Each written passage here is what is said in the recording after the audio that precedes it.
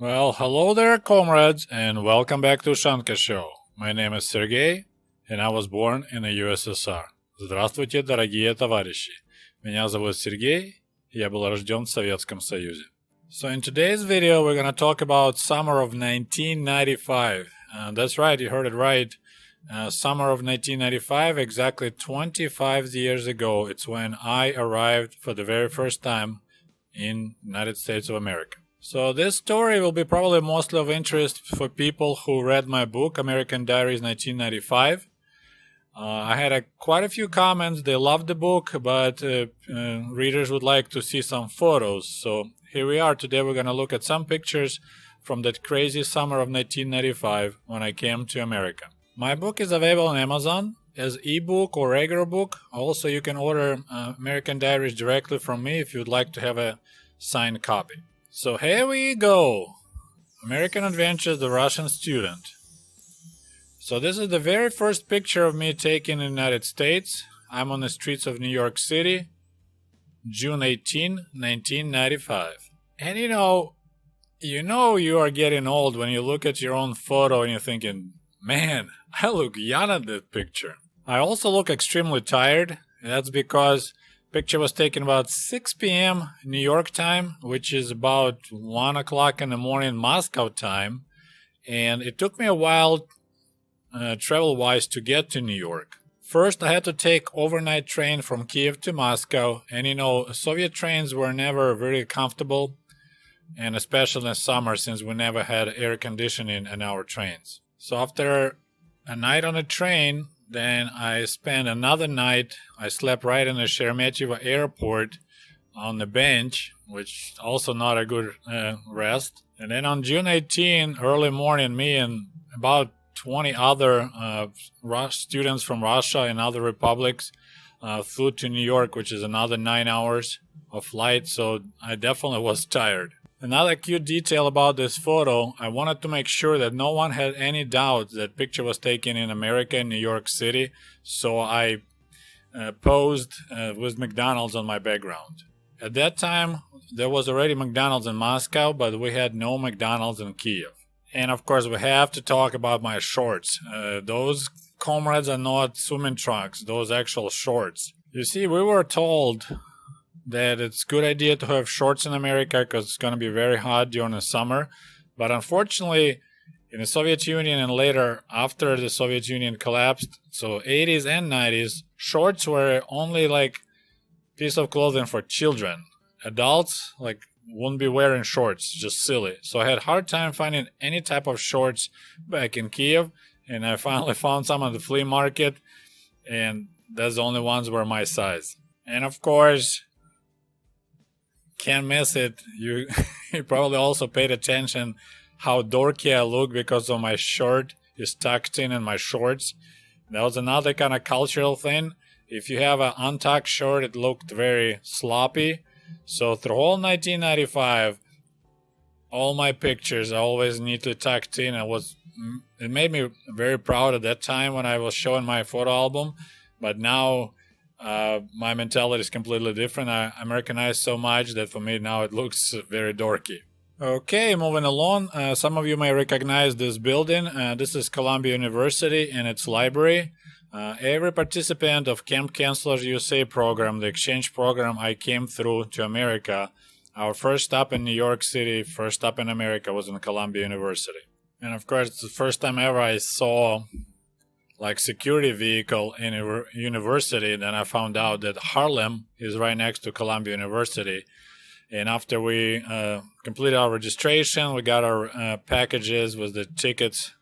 So everyone was going to different summer camps all over the United States. They told us, well, you go this way, walk on the street, it's Broadway, and you turn left, don't turn right, and you can walk and explore New York City. So that's what we did. We walked the Broadway for a couple of hours. Unfortunately, we weren't brave enough to go down to Subway and go further Manhattan and explore Twin Towers and all that area. So this is the picture I took on the Broadway and with Yulia, one of the Russian girls that also worked at my camp. And next morning we flew to Chicago. From Chicago we took a bus to South Bend, Indiana, where we were picked up, and that's how I found myself in Michigan, middle of nowhere, Camp Rosenthal. This camp was operated by Chicago Youth Center, CYC. Right now is no more. The camp got sold out several years ago, and the new owners put it for sale again. I just had a video not long ago. It's for sale for quite a bit of money. It's like several $1,000,000. If you read my book, American Diaries, now guys, you can put faces together to the actors in my book. Let's put it that way. So here they are. Lena from Russia. She was a lifeguard. Then we have Andrei, also from Russia. He was a counselor for handicapped kids. And on background, out of focus, is Yulia, also from Russia. She was our nature lady. Just like me, Lena and Julie, it was the first time for them to be in America. And Andrei, I think it was his third time. He already worked at the same camp before a couple of years prior. And also, Yelena and Julie are wearing the CCUSA t-shirt, issue 1995. Every year they give us a new t-shirt for participants, and this is the 1995 style. Home sweet home. So this building was my home for next 2 months at camp. Americans call it A-frame because I guess it's the shape of the letter A. Besides electricity, there was no conveniences.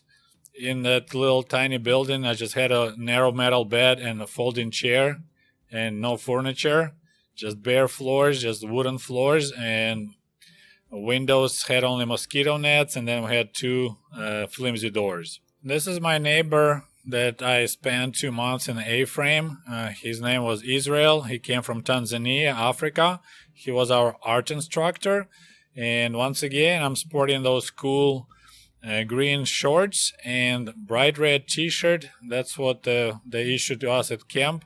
It says camp staff. And once again, I'm neatly tucked in. As I mentioned, Israel was arts and crafts instructor in our camp, and we became really good friends, although when he was told that you're gonna live with this tall, white, blonde dude, he really freaked out. But later on, as I said, we became good friends.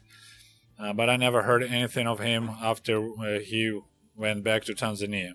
In his free time, Israel painted his pictures, and I was very impressed with his style. So I took photos of a couple of his pictures of his art. And actually, these photos became quite handy later because we had a CYC, the Chicago Youth Center's people came to visit camp and inspect it. And they noticed the pictures of Israel, and they got so impressed that he started getting orders from Chicago for his art. So he asked me for those pictures, so he just copied them and sold them for like $300 a picture to Chicago. So he actually made a good money on the side besides being an arts instructor. So at camp we had quite a large group of internationals, people like me who came from other countries to work at this summer camp, people from Holland, quite a few guys from England, Australia, Russia. So this is a photo. It's our first night off when we could get out of camp. So you see girls all got makeup on, all looking pretty.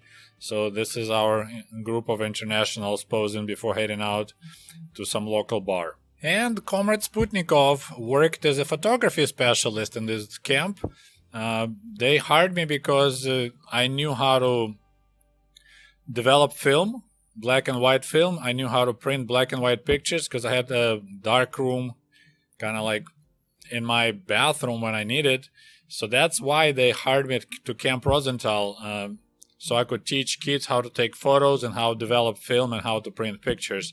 So that was my job. And you see here my happy face with my students during activity teaching them photography. And as a cherry on the top, there is a Comrade Sergei on the Lake Michigan, all happy, smiling, wearing Speedos, or as some people call them, banana hammocks. Back home, that was the only type of swimming trunks that were available for guys. So we just called them plavki, and this is what every Russian, every Ukrainian ran into coming to America, is learning that you don't wear Speedos at the public places. So I had my learning curve too. Fortunately, I didn't look as bad as this guy, but still, American public, especially ladies, they weren't impressed. I mean, I was kind of noticing some funny looks people gave me, but when the girls look at me, I thought they liked me, and when the guys look at me, I thought they may be gays. Okay, so it was part 1 of my American Adventures photo albums. I hope you guys enjoyed this presentation. Please post your comments, your questions, and of course, the best way to enjoy this photo album story is to purchase my book, American Diaries. Then you will put it together and it will be way more interesting. And as more of these photo album stories come out, I'm planning to make a separate playlist, American photo albums, so you can always, if you're bored, check it out, and you can read the book and look at the pictures. It's probably more fun. Well, I hope you guys enjoyed this show. We'll talk to you soon. До свидания. Goodbye.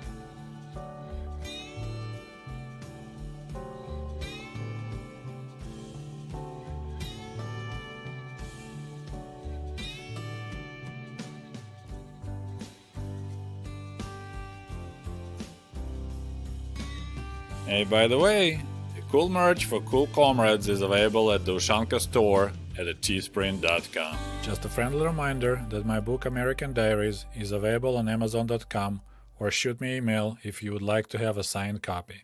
Thank you.